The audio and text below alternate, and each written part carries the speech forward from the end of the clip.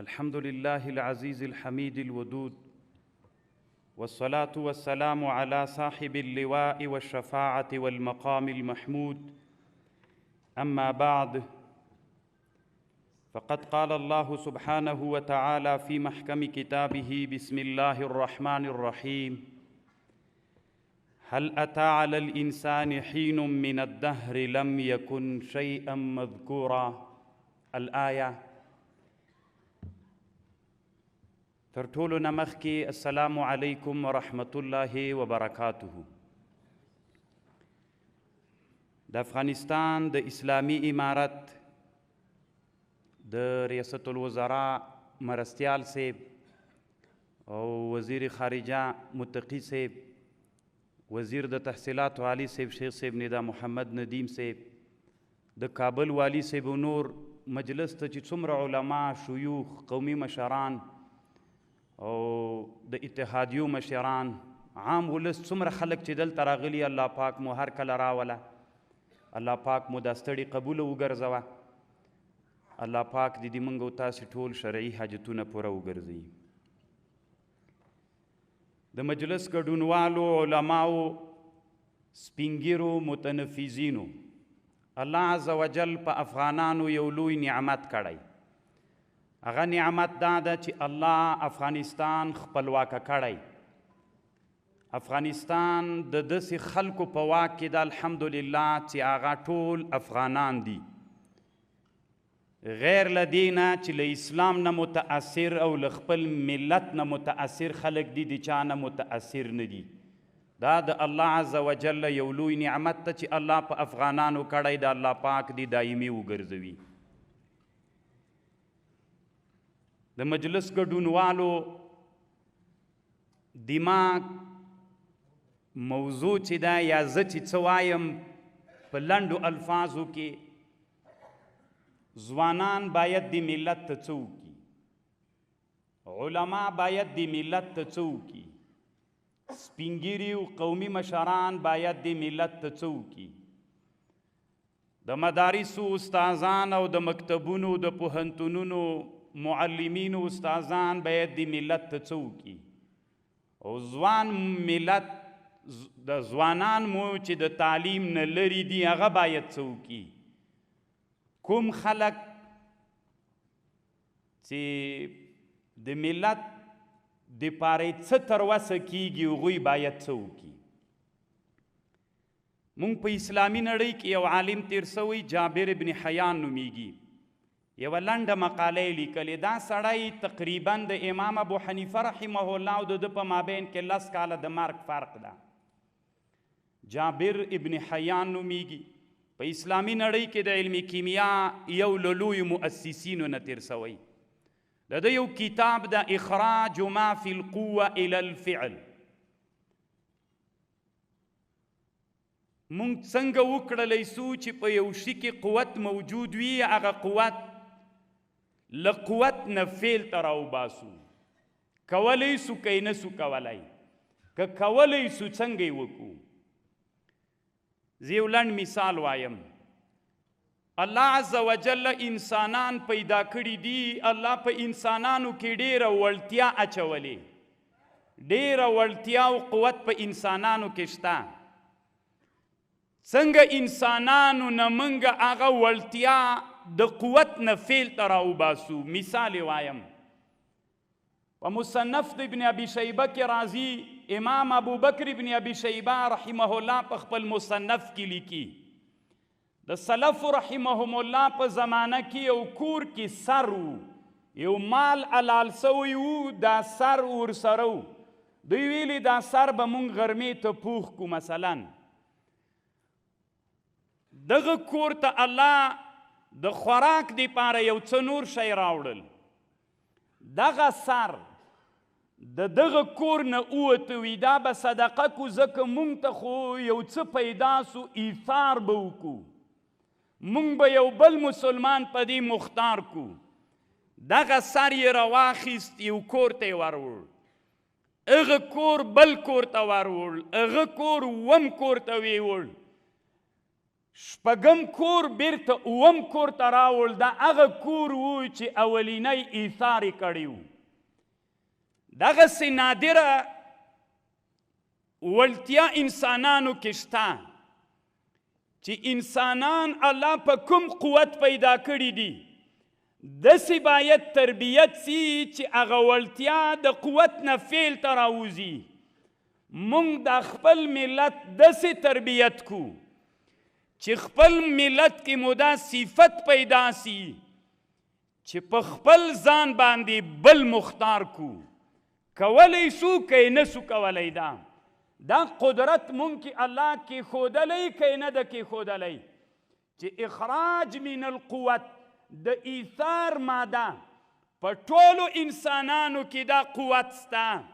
خو دا یو مؤثر او معلم ته ضرورت لري چې هغه معلم دغه قوه له قوت نه فعل ته راوباسي. په انسانانو کې دغه ماده پیدا سي چې د دې نه بعد به انسانان ایثار کوي. دا تر معلمه تړاو لري، دا تر مرشد او مربي تړاو لري، دا تر مشره تړاو لري چې خپل هغه کشر داسې یو تربیت ورکړي چې کومه قوه الله عز وجل کېښودلې وه هغه قوت فعل ته راوباسي. که موږ دا کار وکړو په ټول ملت کې مو چې د ایثار ماده پیدا سي موږ بیا نه ناکامیږو. یو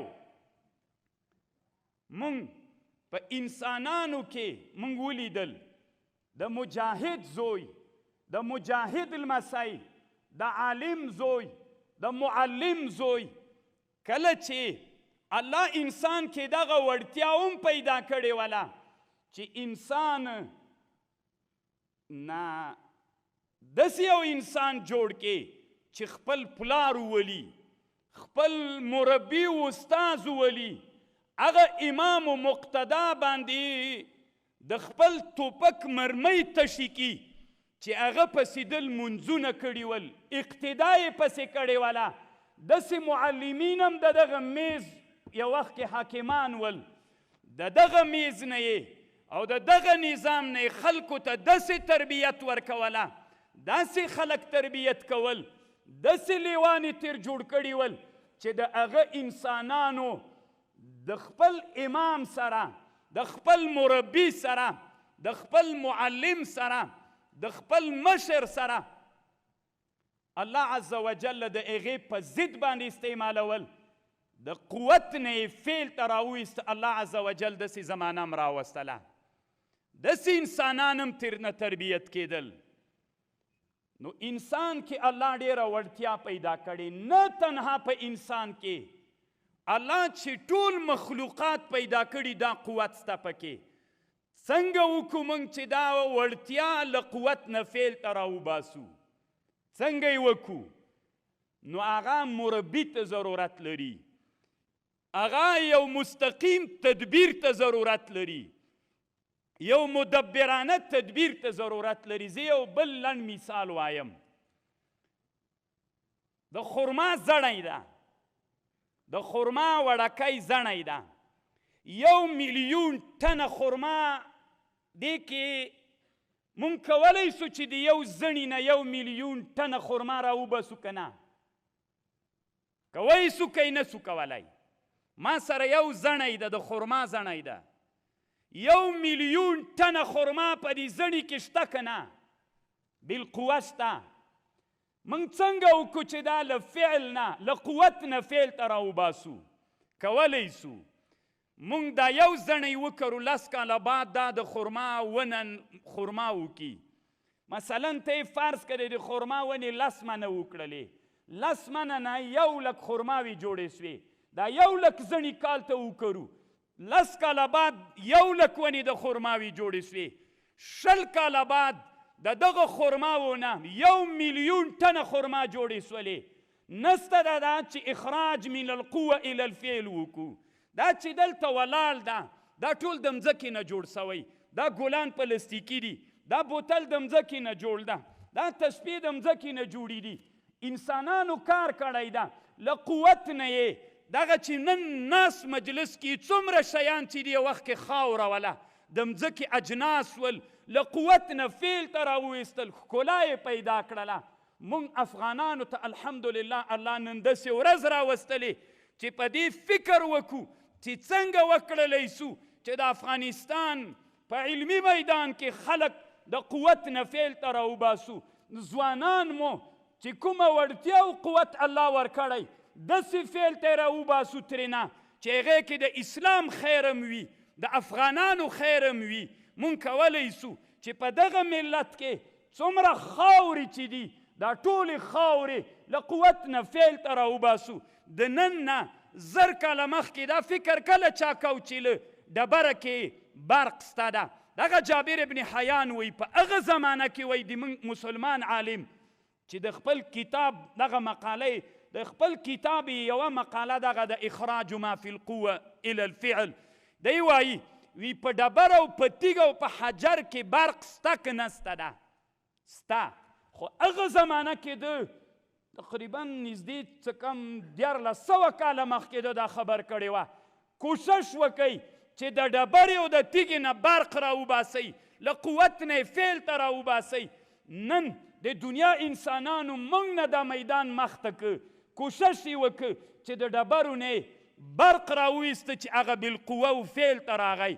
هغه وړتیا په ډبرو کې سته، هغه په انسانانو کې سته. د شاتو موچۍ کې الله دا قوه کېښودلې ده چې شات ترنه راوځي. خو دا یو مدبرانه فکر غواړي. د شاتو په موچیو کې یو بل عنصر ده، شمع ورته وایي.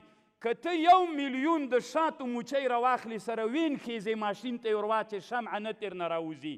اما که دوی ته کار پرېږدې، دوی پرېږدي خپل کار ته مدبرانه هغه مستقیم تدبیر ته یې پرېږدي، هغه کومه لاره چې د شاتو موچۍ څنګه کولی سي چې دا شات سره هغه شمع هم راوباسي، هغه مدبرانه تدبیر نه وروسته راویستل کیږي.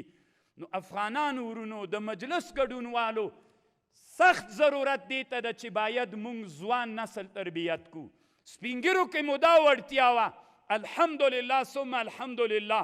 مخکې مو جرګې په نورو شیانو وې. دا یوه جمعه کې تېره یوه جمعه کې والي صاحب د کابل ناسته سروبي کې 15 د مړو جوړه سیوله.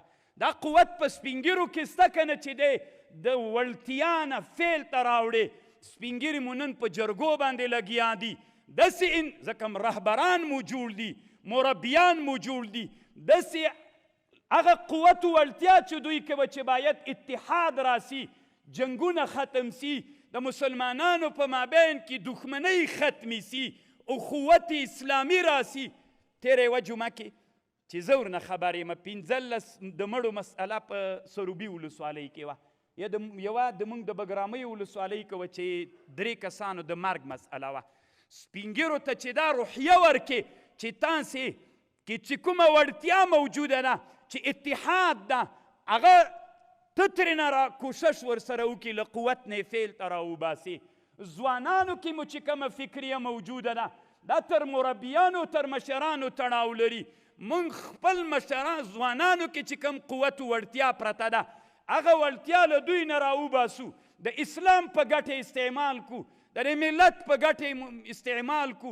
دا ډېره مهمه ده. مسلمانانو ورونو دغه دا مې تقریبا مشرانو نه دا غوښتنه ده د موږ ځوانانو علم الله په موږ فرض کړی ده. مشران ناست دي، دا خبر دی کابینه کې ذکر کی. ځوانان په افغانستان کې علم جبري نه ده. باید داسې یو پلان جوړ سي چې د افغانستان ملت و ځوانان ټول تاسې چې د کلو ته وځئ بیا تاسې ته معلومات کیږي چې کلي کې څومره خلک علم کوي څومره یې نه کوي.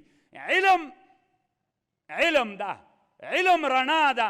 الله چې مخکې آیات مې درته ویلې هل اتی علی الانسان حین من الدهر لم یکن شیئا مذکورا.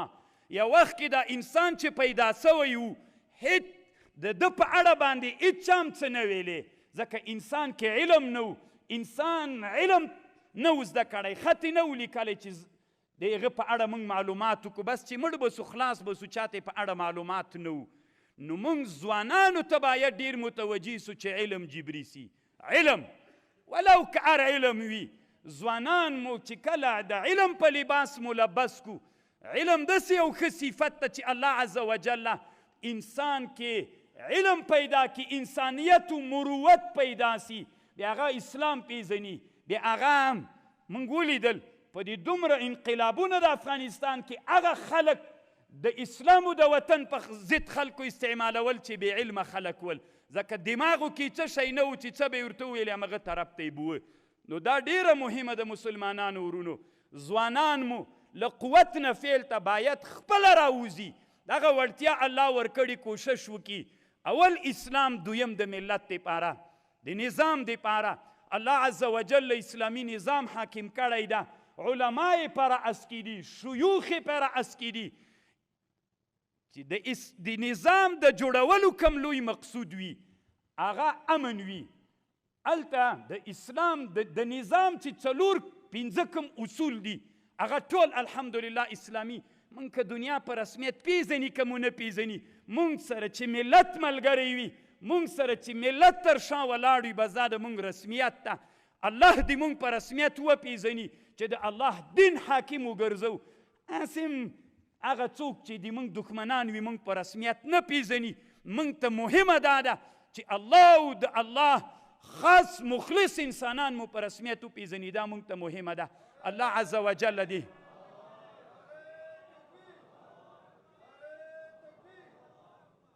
انسانانو کې الله وړتیا پیدا کړي. وړتیا که په ځوانانو کې وي، که په ملکانو کې وي، که سپینګرو کې وي، که متنفذینو کې وي، که شیوخو کې وي، که هر که تجارانو کې وي، الله تجارانو ته ښه وړتیا ورکړې ده. هغه وړتیا دې له قوت نه فعل ته راوباسي، ستړي دې تېره کړي. خیر ده دا ملت ډېره ستړې لیدلې ده، ګټه دې لږ وکړي، دا ملت دې په پښو باندې ودرئ، هغه فبریکې او صنایع دې جوړ کړي چې ملت خودکفا وګرځېږي. دا ټول کېدلی سي د انسانانو په وس کې ستا د الله دا قدرت ورکړی ده. خو مهمه دا ده چې مونږ یې څنګه له قوت نه فعل ته راوباسو. الله پاک مو روغ جوړ لره، الله پاک مو ټول شرعي حاجتونه پوره که. یو لوی نعمت الله مسلمانانو په موږ کړی، هېڅ کله مه ناامیده کیږئ. الله عز وجل به دغه نظام موږ ته انشاءالله تر ډېره وخته پورې دوام ورکوي، ځکه ملت مو تر شا ولاړ ده. په رهبریت کې مو الله داسې انسانان ګرځولي الحمدلله ثم الحمدلله چې هغه متقیان دي، علما دي، محدثین دي، هغه خلک دي چې د نن زمانې الله عز وجل نو خو ملت کې خو چې ملت فکر کوي، علما مفسرین وایي وی هغه څوک چې ملت فکر کوي چې ښه خلک دي انشاءالله دا به د الله په نیز باندې هم ښه خلک وي. الله دې دا خلک مقتدایان ښه خلک وګرځوي. الله پاک دې موږ ته د دې قدرت راکړي چې موږ انسانانو کې چې کومه وړتیا پرته ده له قوت نه فعل ته راوباسو. بیا هم ټولو علماو میلمنو ټولو ته هرکلی وایم په خیر راسئ. خصوصا د افغانستان د اسلامي امارت د ټولو کاپیرانو د سترګو خار جناب خلیفه صاحب حفظه الله چې الله عز وجل د ټولو افغانانو دپاره افتخار ګرځولی ده، نه تنها د افغانانو دپاره د ټول امت مسلمه دپاره الحمدلله دا ارمان مم الله پوره که. دا یو وخت کې خیال و خوب و چې هغه به په مجلس کې ګډون کوي. نن الحمدلله د علماو د متنفذینو مجلس ته راوسته، هرکلی ورته وایو ټولو علماو ته. السلام علیکم ورحمة الله وبرکاته.